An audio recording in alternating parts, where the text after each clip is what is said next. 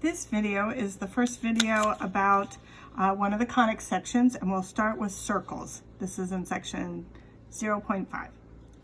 All right, so the basic idea of a circle is that all the points on a circle are equidistant, meaning the same distance from a given point. The given point is the center. And that common distance that they all are from the center is called the radius. So for example, let's say they say, find an equation for all points that are 5 units from the point 6, 3. All right.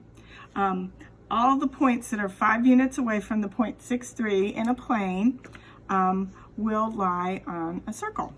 Now, to work this out to begin with, we will use the distance formula. So just a quick review. If you have 2 points, P and Q, and those are their coordinates, you find the distance between P and Q by finding the square root of this quantity here, where you subtract the x coordinates and subtract the y coordinates and square those differences, add them together, and then take the square root.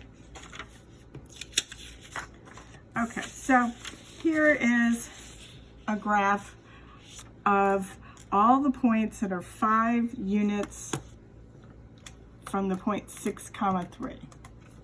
All right, so you can look, if you go straight to the right, that's 5 units away. So this point right here, which would be what, 11, 3, is 5 units away. Okay, or if you went straight up or this way or that way, but all the points are 5 units away. Like if you went to this point right here, that does measure 5 units. All right, and you can tell it's 3 units this way and 4 that way, so that would make a nice right triangle there.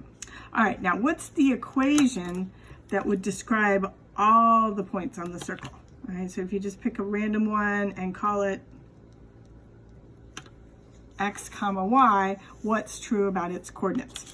Well, we go to the distance formula, and this would be the expression for the distance between the point x, y and the point 6, 3. So you would have that expression here, and it is equal to 5 units always. And then what we do is we square both sides of this equation, both positive numbers, and then we get this form. That's the equation of the circle with center 6, 3 and radius 5. And if you look at it, you can see the 6 and 3 that are the center, and you can see the radius, which is 5. 5 squared is 25. Okay, so that just leads us to one of the forms of a circle, which is called the standard form of a circle, and it looks like this.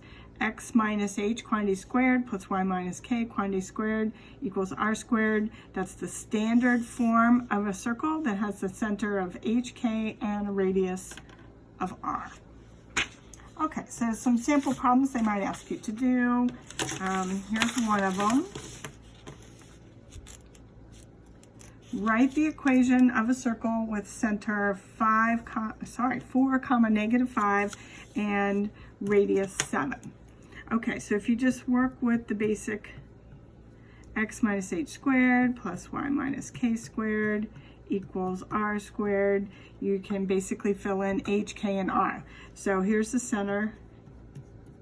So h is 4 and k is negative 5. And since the radius is 7, that tells you that r is 7. So putting that in here, you have x minus 4 quantity squared plus y subtract the negative 5 squared. That's going to work out to be y plus 5. That's one of the few things you'll need to simplify. And then you're going to be taking 7 and squaring it.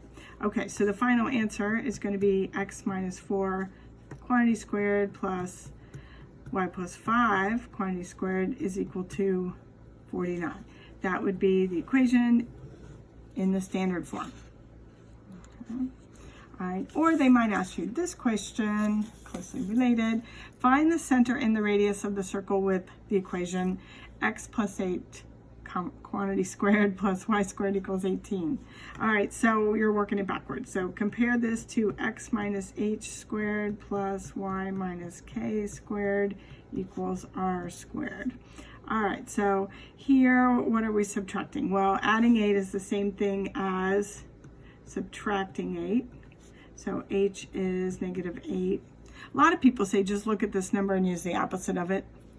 And then here, it's just y that's being squared. So that's the same thing as y minus 0 that's being squared. So k is equal to 0. R squared equals 18. So r is going to be the square root of 18, which simplifies to 3 times the square root of 2.